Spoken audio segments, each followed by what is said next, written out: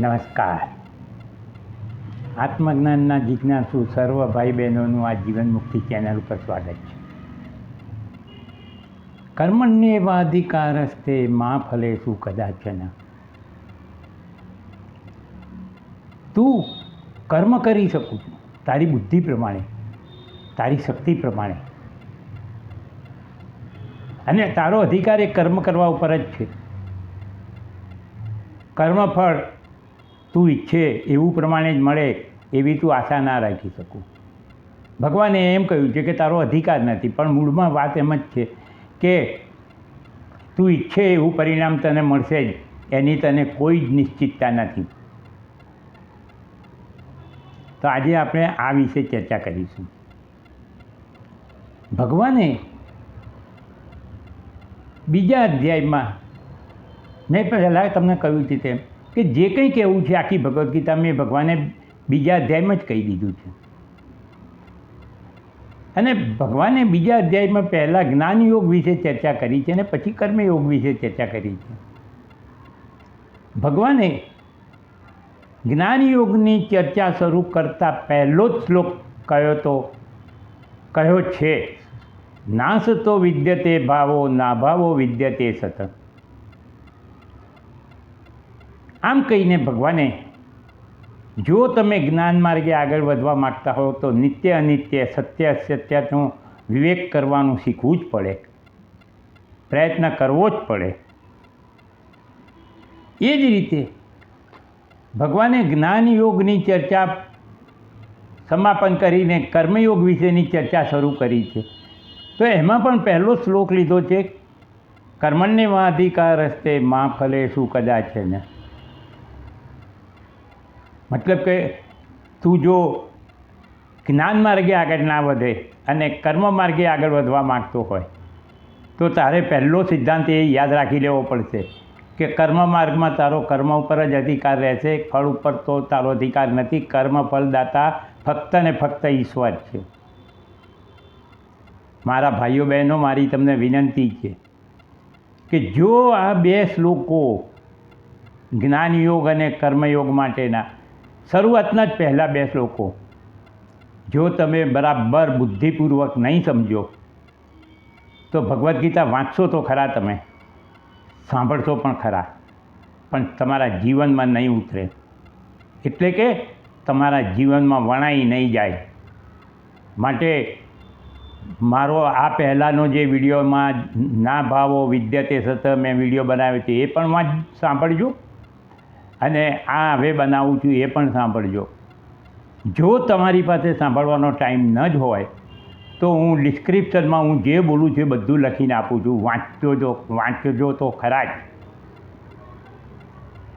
જ્ઞાનયોગની ચર્ચાથી આપણે એ જાણ્યું કે અજન્મા અવિનાશી આત્મા તો નિત્ય પ્રાપ્ત જ છે, અને જે વસ્તુ નિત્ય પ્રાપ્ત હોય એના માટે કોઈ પ્રયત્નો કરવાની જરૂર નથી હોતી. આપણી પાસે જે પ્રાપ્ત નથી એને પ્રાપ્ત કરવા આપણે કર્મો કે પ્રયત્નો કરવા પડે, પણ જે નિત્ય પ્રાપ્ત છે એના માટે કોઈ પ્રયત્નો કરવા પડતા નથી.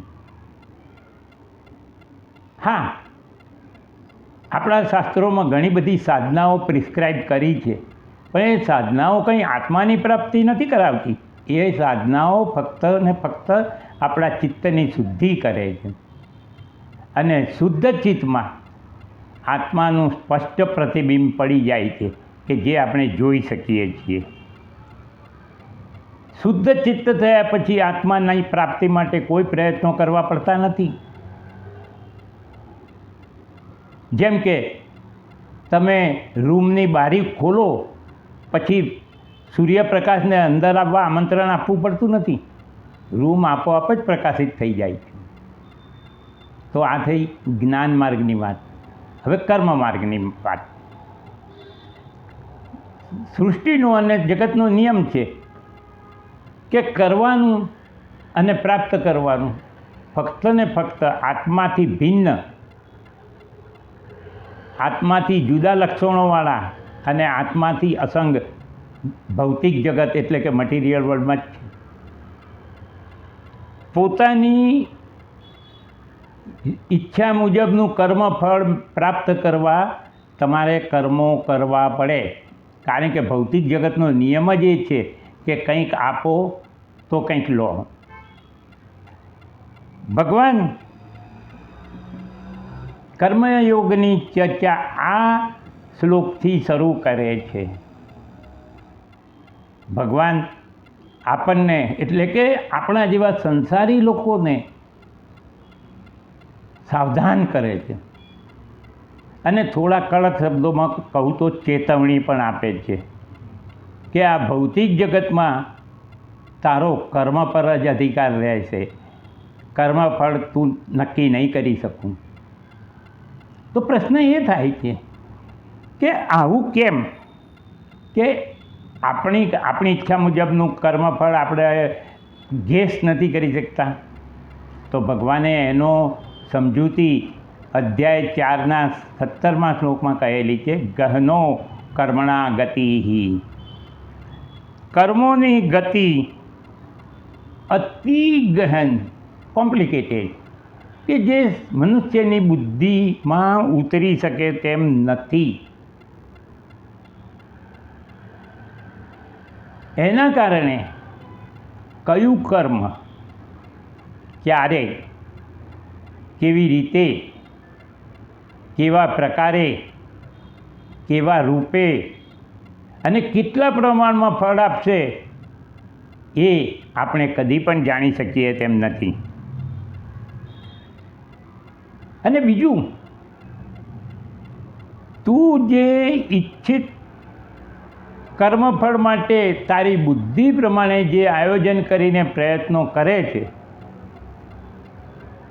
તારું એ કર્મફળ ફક્ત તારી બુદ્ધિ અને તારા પ્રયત્નો એકલા ઉપર નથી નભતું. કર્મફળ ઉત્પન્ન કરવામાં તારા પ્રયત્નો ઉપરાંત બીજા અસંખ્ય પરિબળો કામ કરતા હોય છે, જેમ કે બીજા જીવોના સમાંતર ચાલતા કર્મો અને આખી સૃષ્ટિનું બેલેન્સ જાળવી રાખવાની જવાબદારી નિભાવતા ભગવાનની ઈચ્છા પણ એમાં કામ કરે છે. આપણો સામાન્ય રીતે આપણો અનુભવ છે જ કે આપણે પૂર્ણ રીતે બુદ્ધિપૂર્વક સંપૂર્ણ પ્રયત્નો કરવા છતાં દરેક વખતે આપણને આપણું ધાર્યું પરિણામ મળતું નથી. એ શું બતાવે છે કે તારી ટેલેન્ટ, તારા પ્રયત્નો, તારી બુદ્ધિ ઉપર તને ઈચ્છિત કર્મ ફળો મળી જાય એવું નક્કી નથી. ભગવાન શું કહેવા માગે છે? વાસ્તવમાં સાચું કહું, ભગવાન એમ કહે છે કે કર્મ માર્ગીઓ, જે લોકોની બુદ્ધિ સૂક્ષ્મ નથી, તીક્ષ્ણ નથી, જેમને વાંચન, શ્રવણ, મનન, ચિંતન, ધ્યાન વગેરેમાં ચિત્ત ચોંટતું નથી, એ લોકો કર્મમાર્ગીઓ, એવા લોકો કર્મમાર્ગે આગળ વધે છે. આપણે આગળ જોઈએ છે કર્મયોગને કર્મોને કર્મયોગમાં ફેરવવાની વાત. પણ અત્યારે હું તમને આ એક સ્પષ્ટ કહી દઉં છું કે ભગવાન શા માટે આપણને આ શ્લોક કહીને કાં તો તમને ચેતવણી આપે છે, કાં તો છે તે દાટી રહ્યા છે. કેમ? કારણ કે આપણા જેવા કર્મમાર્ગીઓ પાસે બધું છે, પણ કર્મફળ નક્કી કરવાનો અધિકાર આપણને નથી. આપણી ઈચ્છા પ્રમાણે કશું થતું પણ નથી. ઘણીવાર આપણા પૂરતા પ્લાનિંગ અને પૂરતા પ્રયત્નો હોવા છતાં આપણે ધારેલું પરિણામ નથી મળતું. અને સંસારી લોકોનો આ જ વસ્તુ મોટામાં મોટી પ્રોબ્લેમ છે કે આપણે પરિણામોની જે આશા રાખીએ છીએ એ મળે છે કે નથી મળતા. એટલે આપણે આશા અને નિરાશાની વચ્ચે ઝોલા ખાતા રહીએ છીએ. અથવા આપણે કર્મોની શરૂઆત કરી, કર્મફળ મળશે કે નહીં, કેવું મળશે, કેટલું મળશે, એની ચિંતામાં ને ચિંતામાં જ જીવ્યા જઈએ છીએ. અને સૃષ્ટિમાં કર્મનો તો કદી અંત નથી આવતો. મૃત્યુ આવી જાય છે પણ કર્મનો અંત નથી આવતો. આજે આપણે એક કર્મ આવશે, કાં તો બીજું આવશે, અને આપણે એને શું કહીશું? ભાઈ શું કરીએ, સમાજમાં રહ્યા છીએ કુટુંબ લઈને બેઠા છીએ, જવાબદારીઓ તો નિભાવવી જ પડે. આવા શબ્દો બોલીને આપણે એની પાછળ આપણા મનમાં રહેલી પૈસાની પ્રાપ્તિ અને ભોગોને ભોગવવાની લાલસાને ઢાંકતા રહીએ છીએ. એ સમાજમાં તો આપણે જવાબદારી પૂરી કરવી જ પડે ને. કુટુંબની તમે નહીં કરો તો કંઈ કશી અટકે નથી જતું. તમને કોઈ છે તો જવાબદારી નથી નાખતું તમારા માથે. તમે 50, 55, 60ના થઈ ગયા છો ને તો તમારા છોકરાઓ પણ તમને એમ કહે છે કે પપ્પા આરામ કરો, પણ તમને ટેવ જ નથી વાંચવાની, વિચારવાની. એટલે 24 કલાકનો દિવસ કાઢવા માટે તમે કંઈ ને કંઈ કર્મોમાં પડ્યા જ રહો છો, રચ્યા પચ્યા જ રહો છો, ને એ બહાને તમારું બોરિંગ દૂર કરો છો. બસ કંઈ તમે કર્મમાર્ગીઓ કર્મયોગીઓ નથી. કર્મ પર તારા કર્મો અને તારી બુદ્ધિ પ્રમાણે કરેલા આયોજિત કર્મોને પરિણામો વિશે તું નક્કી નથી કરી શકતો. અને આ એક વિષચક્ર શરૂ થાય છે. કર્મો કરો, કર્મફળો ભોગવો, કર્મફળો ભોગવતી વખતે ફરીથી નવા કર્મો કરો, ફરીથી કર્મો કરો, ફરીથી કર્મફળો ભોગવો, અને આ વિષચક્ર કદી અટકતું નથી. અને જ્યાં સુધી કર્મો છે ત્યાં સુધી જીવન મૃત્યુનું ચક્ર અટકવાનું નથી. આની યાદ જપા, જન્મો અને મરો કરતા રહેવાનું છે. હવે આપણે આ દેહમાં રહ્યા છીએ અને દેહ છે ત્યાં સુધી દેહ દ્વારા માનસિક, વાચિક, કાયિક કર્મો થતા રહેવાના છે. તો શું આ વિષચક્રમાંથી છૂટવાનો કોઈ ઉપાય જ નથી? જો એવું હોત ને તો ભગવાને ભગવદ્ ગીતા કહેવાની જરૂર ના પડે.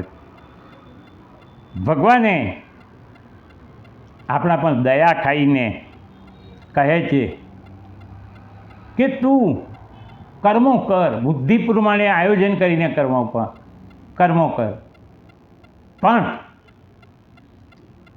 કર્મના ફળોની અપેક્ષા ના રાખ. કર્મફળો વિશેની અધીરાઈ કે ચિંતા ના કર.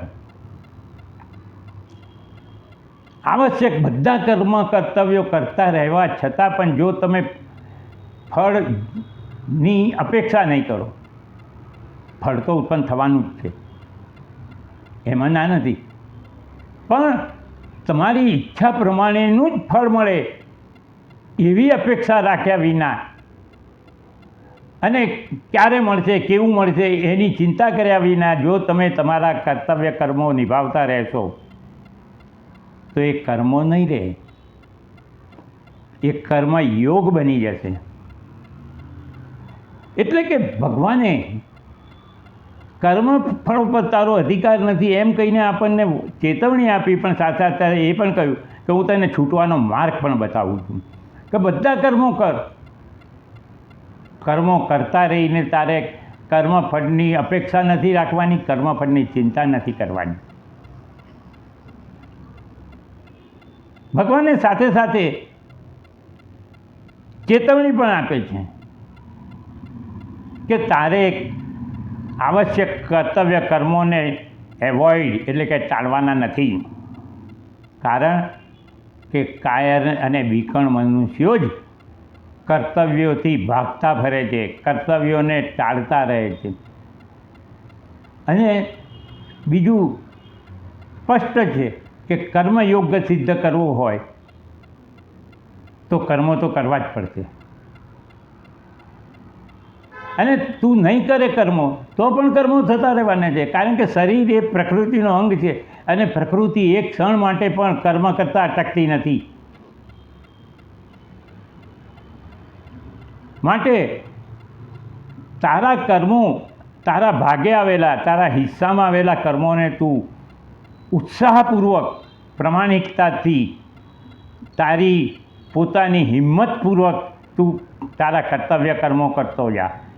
એનું પરિણામ ભગવાન જે આપશે એને પ્રસાદ, ભગવાનના પ્રસાદ તરીકે સ્વીકારી લે તો તારા કર્તવ્ય કર્મો કર્મયોગ બની જશે.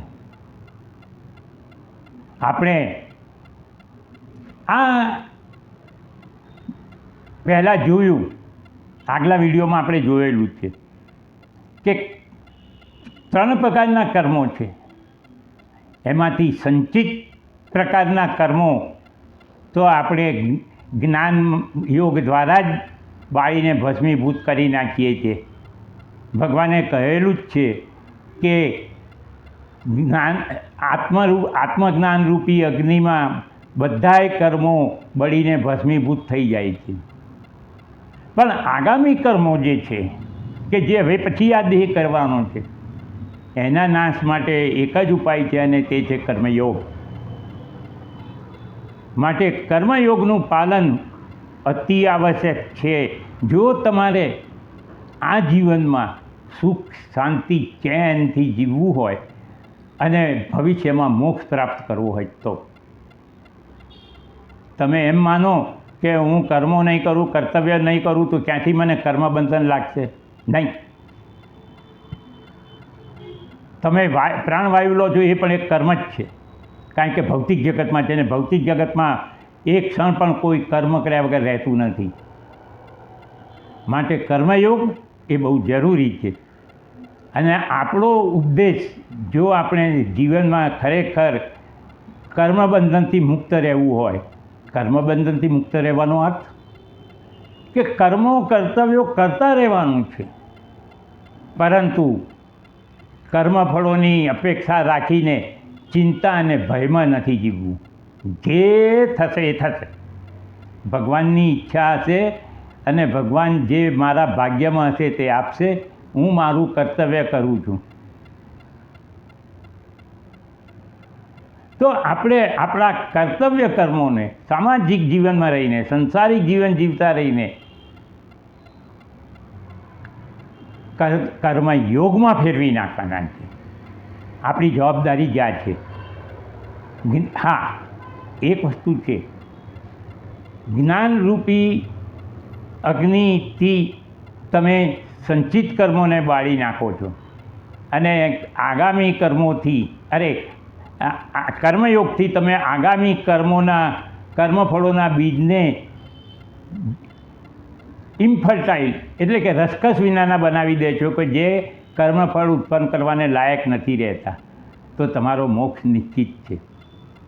એટલે આપ સર્વ ભાઈ બહેનોને મારી વિનંતી છે કે કર્મયોગની સાથે સાથે જ્ઞાનયોગ પણ સમાંતરપણે જો ચાલશે તો તમે આ જન્મમાં જ જીવન મુક્ત થઈ જશો અને તમે વિદેહ મુક્ત એટલે કે મોક્ષની પણ પ્રાપ્તિ કરી લેશો. મારા ભાઈઓ બહેનો, હું તો મારા આ વિડીયોમાં કોઈને કહેતો જ નથી કે આ વિડીયોને સબસ્ક્રાઈબ કરો, શેર કરો, લાઈક કરો. એ તો પરમાત્મા તમારી બુદ્ધિમાં બેસીને તમારી પાસે જે કરાવડાવશે એ તમે કરશો. પણ મોક્ષની ચિંતા છોડી દો, જીવન મુક્તિની ચિંતા કરો કે મારે આ જીવતે જીવ હવે પછીના બધા દિવસ સુખ, પૂર્ણ શાંતિ, પૂર્ણ આનંદમાં જીવવા જ. તો હવે પછીના વિડીયોમાં આપણે ભગવાન હવે કર્મયોગની શરૂઆત કરી છે ત્યાંથી શરૂ કરીશું. ભગવાને આના પછીનો શ્લોક પણ બહુ સરસ કહ્યો છે, સમત્વમ યોગ ઉચ્યતે.